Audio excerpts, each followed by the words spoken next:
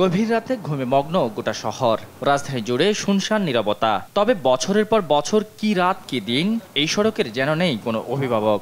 বাস টার্মিনালের আশেপাশের পুরোটা সড়কই যানজটে স্থবির।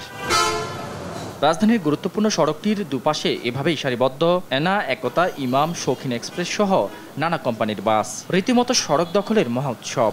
দিনভর ব্যস্ত নগরী থাকলেও গভীর রাতে নিদ্রায় থাকে এই শহর। সে সুযোগে সড়কের 4 ভাগে 3 ভাগে দখলে অবৈধ বাস পার্কিংয়ে।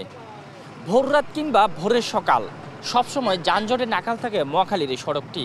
মহাখালী বাস টার্মিনালের ভেতরের অংশ অনেকটাই খালি, তারপরও অন্যায়ভাবেই এই সড়কটি বছরের 12 মাসই এভাবে বাস পার্কিংয়ে রাখছেন চালকরা।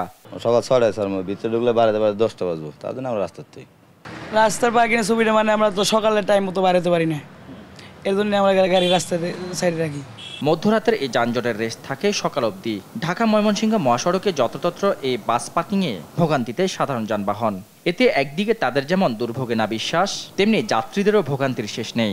খুব ভোগান্তি হয় এগুলো। আমরা যেখানে যাতায়াত করি, যেখানে 1 ঘন্টা আধা ঘন্টা রাস্তা 3 ঘন্টা করে কোনো সময় লাগিয়ে যায়, ঠিক মতো আমরা যাইতে পারি না।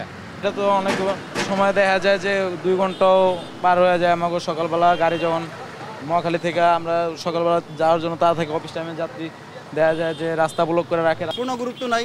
আমরা বইতে ঘন্টার পর ঘন্টা। যাত্রীদের দাবি অচিরে এই বাস টার্মিনাল সরিয়ে নেওয়ার। এমন ভোগান্তি থেকে নগরবাসীকে সহজে মুক্তি ফেরানো সম্ভব না হলেও শৃঙ্খলা ফেরাতে কাজ চলছে বলছে ডিএমপির ট্রাফিক বিভাগ। আমাদের যে পিক আওয়ার বা আমাদের জনগণের চলাচলের যে সময়টা, সেই সময়টাতে কিন্তু আমরা চেষ্টা করি যে বিভিন্ন বাস যেগুলো দাঁড়িয়ে থাকে বিভিন্ন টার্মিনাল ভিত্তিক, আমরা কিন্তু চেষ্টা করি যে টার্মিনালের যে রাস্তা যেটা থাকবে রাস্তাটা কিন্তু ক্লিয়ার করে জনগণ যেন চলাচল করে, অন্তত পিক আওয়ারে যেটা হয়ে থাকে।